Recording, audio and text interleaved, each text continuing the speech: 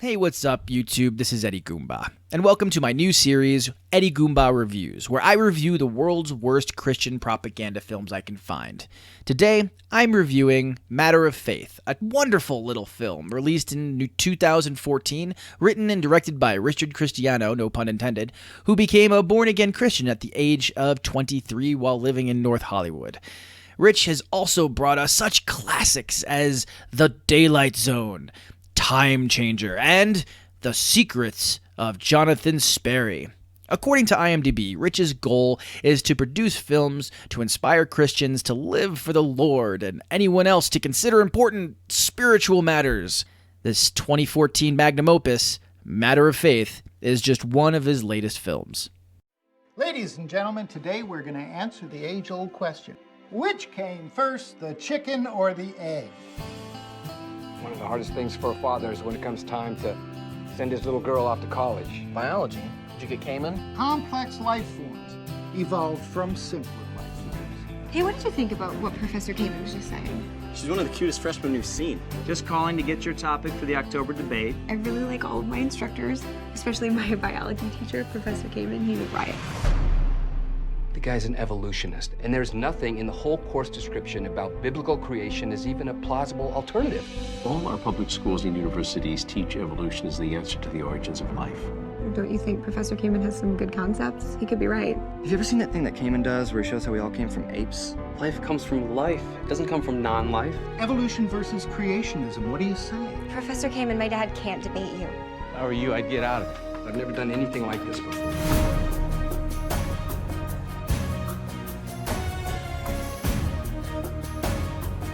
I wasn't going to teach evolutionary lies from those textbooks. I'm out of the game. You debating Professor Cayman is not going to solve anything. This guy stands against everything that we believe in. What are you doing, man? What did you tell her? I'm not interested. Do you know how embarrassing this is going to be for me? Welcome everyone to our debate tonight. Wasn't the Bible written by men? Yes, it was. Then how does that make it the Word of God? And you do believe in your viewpoint, don't you?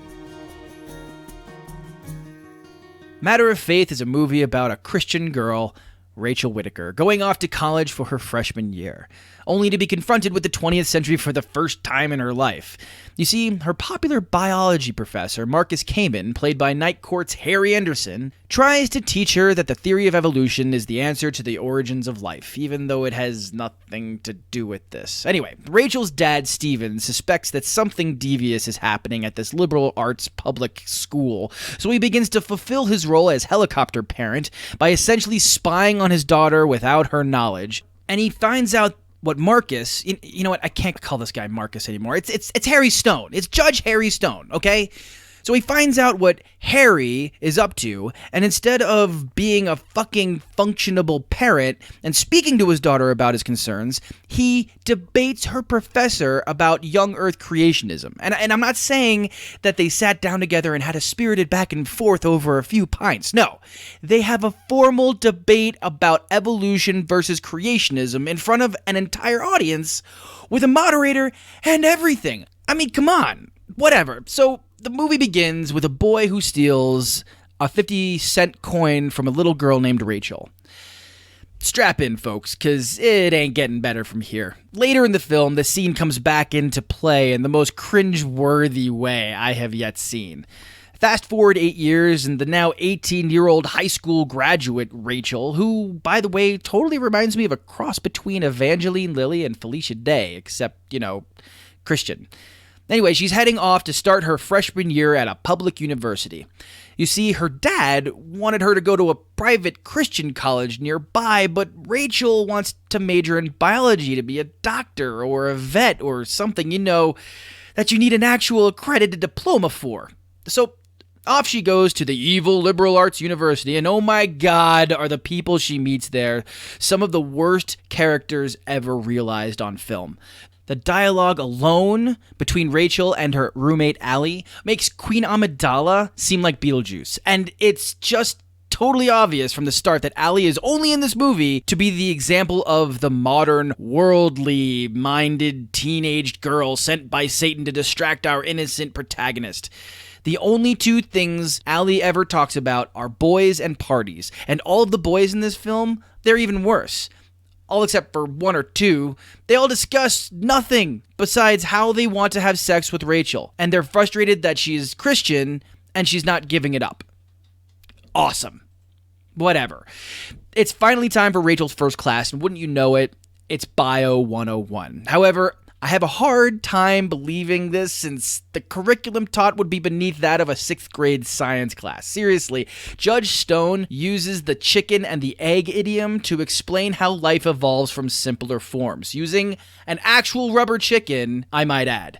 How is this higher learning? I swear to Jeebus, I would learn more in class instructed by fucking boobas.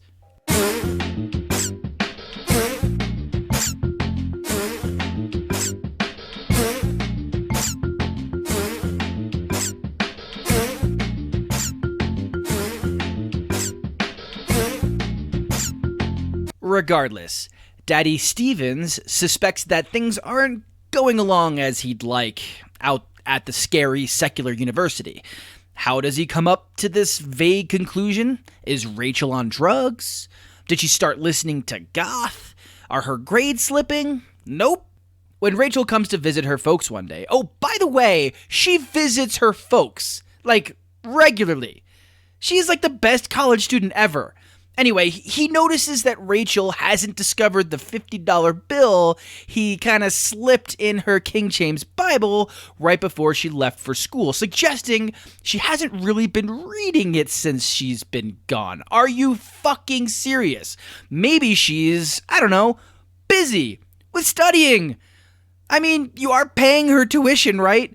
Never once did it seem Rachel was employed at all, so I doubt she is paying her own way through school. Wouldn't you be happy she is utilizing each increasingly expensive school hour by, being a fucking good student? No, Daddy is too preoccupied with the idea that she is being brainwashed out of her faith because of something at Rachel's new school. So does he act like a parent and talk to his daughter about this? Nope. He starts acting like a helicopter parent and starts Googling her school to find out that her professor, Harry Stone, is an evolutionist.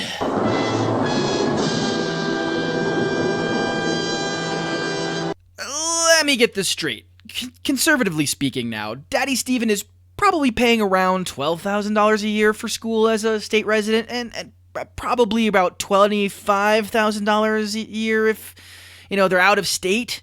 And he doesn't bother to look up the curriculum his daughter will be studying to fulfill her fucking major. I mean, how inept at parenting can one be? Well, actually, pretty fucking inept, because Steven decides to confront Harry Stone during office hours one day instead of showing up to see his daughter as he told her he was going to do. Daddy Stephen is honestly dumbfounded that evolution is being taught at a public university. It's as if the only world he knows is that of the one created by his church. And as the audience here, we are expected to sympathize with this guy. Are the creators of this movie so devoid of the real world? Did they make this movie just to be seen by Christians? I mean, it would actually explain a lot. So, like any real university professor would do, he challenges Stephen, parent to one of his current students, to a formal debate regarding evolution and creationism, sponsored by the school. Oh my God, are you actually serious? Why on earth would this ever be considered a good idea, let alone be sanctioned by the university at all? And you know what? I'm not even blaming Professor Harry for this. Yes, it is completely stupid to challenge a parent to a formal debate over creationism with the school footing the bill. But this could have all been avoided had only Daddy Stephen simply sat down with his fucking kid and talked with her. It would have probably gone something like this. Hey, kiddo, how's school? Oh, it's cool, Hey, are you learning anything about, biology? Yeah, it's kind of like my major. Yeah, I guess you're right. But are you learning anything that may make you feel, uncomfortable? You mean like evolution? I mean, I guess there are some interesting ideas, but it's not like shaking my faith as a devout Christian at all. Oh, okay, cool. Well, let me know if you run into anything you feel you can't ask your professor. You got it, Dad. You know, I may just do that. And done. Problem solved. No need to worry about your daughter, who, by the way, is a fucking adult who can form her own beliefs. No need to spy on her or her teachers. No need to awkwardly bail on scheduled time with your children in order to confront the faculty. And certainly, no need to enter in a formal debate against a professor speaking about a topic which you have very little knowledge of, which happens to be the professor's exact field of study. Stephen is a fucking case study of what it is to be the runner-up to the worst parent in the history of bad parents. I mean, Joseph Stalin kind of has that number one slot locked up for the foreseeable future, but whatever. I just feel so badly for this girl, Rachel. Her chances of being a successful adult have been severely dashed at a young age simply due to this man who raised her. And now, here is the part of the movie where we meet the character of Evan. Evan is a member of the school newspaper and is tasked with covering the debate now. Evan is a born-again Christian and a young Earth creationist. Evan is also the creepiest asshole in the entire movie.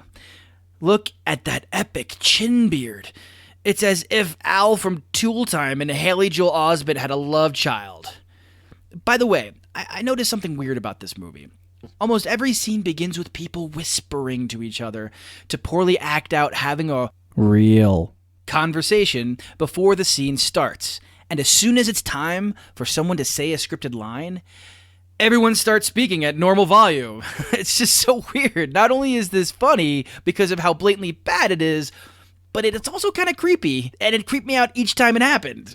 A scene would cut into two people walking down a crowded hallway or something, just whispering nonsense at each other. It's like, oh, well, that's football, it's practice, and chocolate cupcake, and 3 o'clock. And all of a sudden, Rachel comes into view, and all of a sudden, at normal volume, they're all like, hello, Rachel, going to the big party after the game? I have no idea for the life of me why the editor didn't cut this better.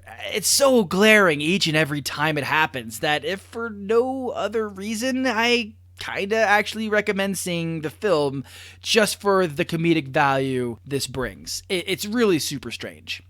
Anyway, Evan uses this opportunity not to objectively cover the event like a credible journalist should, but to actually help out Daddy Stephen as much as he can by dishing out dirt about Judge Harry.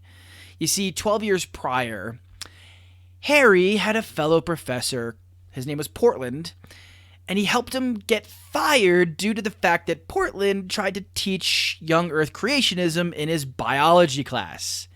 Never mind the fact that this is like teaching French literature and anthropology or something, but we, as an audience, are expected to be mortified that this happened. This not so subtly suggests that Harry has a hidden agenda against Christians and will take any action to promote his worldview, even if it means destroying the career of a colleague along the way. The movie makes no apologies about this either, nor does it even attempt to explain this termination for any other reason, like, say, teaching fantasy as fact in a public university science class is probably not such a good idea. For the rest of the movie before the debate, we see Daddy Stephen studying really hard on creationist websites to prepare for the event. Evan guilt trips Rachel about losing her faith, which, by the way, she never does throughout the entire movie. And then there's professors conspiring against Stephen, and there's even some superficial love story jammed in there as well. It's just bad scene followed by another bad scene.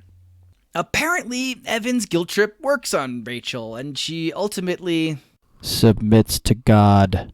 And everything is cool between she and her dad again. They hug, and it's all some sentimental bullshit, and it's all corny and everything. However, Stephen continues preparing for the debate. What the fuck? Wasn't the only reason you even started this whole thing was because you were worried your daughter was losing her faith because she was being brainwashed by evolution? So now that she has openly stated that she's gotten right with God and that she wants to start living her life to please him, these are actual quotes from the movie, by the way, and also she now openly supports the creation story as fact, then why are you still going forward with the debate, Stephen? But why'd I have the ball, Bart? Why did I have the ball? And then comes the real reason for the movie. The debate scene. This is the part of the movie that is just fucking the most frustratingly comical and is really an allegory for the entire film. This entire movie, just like the debate scene, can be summed up in one word. Straw man. This movie, through the perspective of Stephen, repeats the same straw man fallacy over and over. Evolution is the theory secularists use to explain why life was created, and it is being taught to turn people away from God's truth. And during the debate, he cranks this up to 11. Nowhere does anyone actually use the theory of evolution during the entire debate at all. Abiogenesis? Yup. Big Bang? You bet. References to the Bible, theism versus atheism, holy shit, it's all over the place. But what about evolution? You know, evolution, the actual theory that describes the natural mechanism behind the diversity of life, not the creation. Fucking nowhere. And so Stephen, like many others of his ilk here on YouTube, focuses the crux of his argument upon validating the existence of God and not invalidating the theory of evolution. He even throws in an argument from ignorance by saying, well, at least when the main cause is God, that's when everything just makes sense. Yeah, no shit, dude. When I turn off my mind and stop thinking about complex concepts too, things just seem to make more sense, you fucking mouth-breathing thumbscrew. Of course, when Harry Stone responds, he doesn't at all suggest that any of what Stephen had just said was off topic at all. Not even the moderator fixes the derailed debate either. Judge Harry goes right into attacking God's existence. And for an experienced debater, Harry sure as shit is fucking bad at debating. He basically blindly throws claims out without any support whatsoever. It actually kind of reminded me of the anecdotal method Kent Hovind uses during his seminars. His entire stance can be summed up in one sentence. Well, scientists believe in evolution, so it's gotta be true. And what does Stephen respond with? Well then, how can you just explain away God? And this just sets Harry off. He goes on this angered tirade about how God is just some made-up fairy tale to comfort us in this harsh world. Now, regardless of whether this stance is valid or not, I just kept on having to ask, what does any of this have to do with proving or disproving the theory of evolution? Regardless, this wasn't even the worst part. No, that happens in the middle of Harry berating Stephen like a petulant child. All of a sudden, a shout comes from the audience. Apparently, Professor Portland, you know, the one Harry had fired 12 years ago, was in the audience the entire time. And simply because Stephen allows it, Portland gets to go on stage and replace Daddy Stephen and completely derails the debate even further. Where is the fucking moderator this entire time? Portland then just goes off on Harry about how evolution creates atheism. And then he proceeds to tell the audience exactly how Harry fired him for not teaching the lies of evolution. Again, all that is discussed here is abiogenesis. He spouts all these creationist tropes like kinds only give birth to other kinds, the cell is too complex to come about naturally, or that no one has ever witnessed something evolve into something else, or that the fossil record is incomplete. But instead of showing why any of these claims are true, he instead just says, oh, I could go on and on about this using technical mumbo-jumbo. Every claim science makes, I have a rebuttal, back and forth. But the scary thing is that evolution is being taught as fact. But no one was there, so no one can prove it. So it's just a matter of faith, and therefore evolution is just a religion. You can trust eternity to Darwin, but I place my trust in Christ Jesus. Holy tap dancing shit. It's as if every YouTube comment combined to form one gigantic super comment and manifested itself as some shitty D-grade movie. Portland, then in the middle of the debate, goes to Harry and asks for forgiveness for being so bitter towards him all these years since being fired.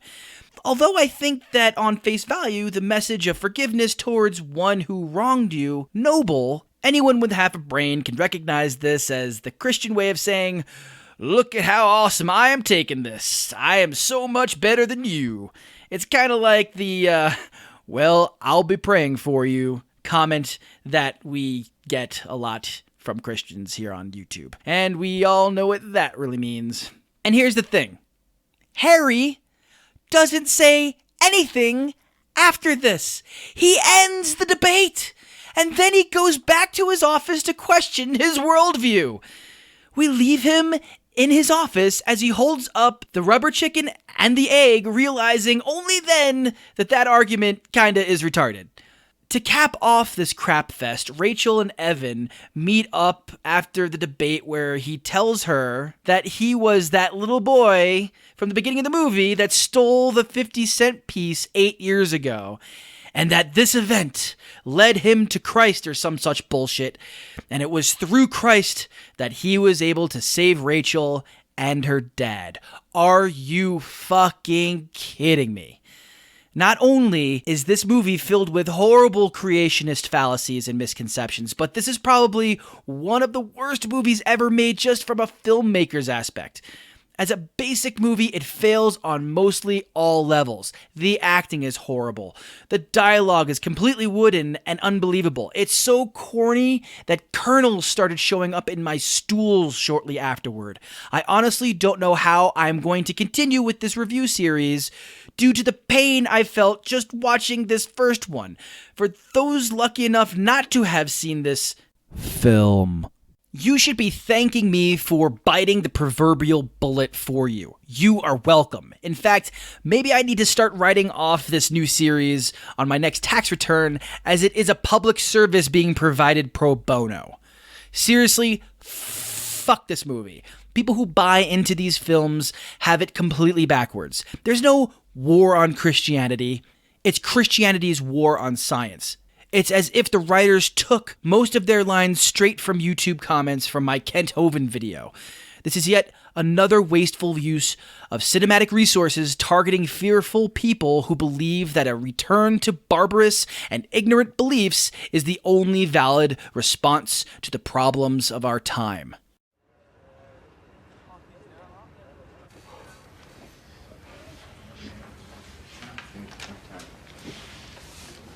Hey, I'll catch up with you later. Excuse me. Your dad's the guy that's gonna debate Cayman, right? Why do you ask? I'm in your bio class. Why would anyone want to debate Cayman? He doesn't. I don't want him to. Have you ever seen that thing that Cayman does where he shows how we all came from apes? Pardon? How we all came from apes. What is it? How do you know? Stayed after class one day, heard him go through it. He'll make your father look like a complete idiot with that example. Look, I told you I don't want him to do it. Excuse me. Couldn't help it over here. Are you talking about Professor Kamen when he goes through his routine about how we all came from apes? Yeah, have you seen it? Yeah, I've seen it. I thought it was great. Let me ask you something. Does your mother look like an ape? What'd you say? Does your mother look like an ape? Watch it, man. I'll assume that's a no.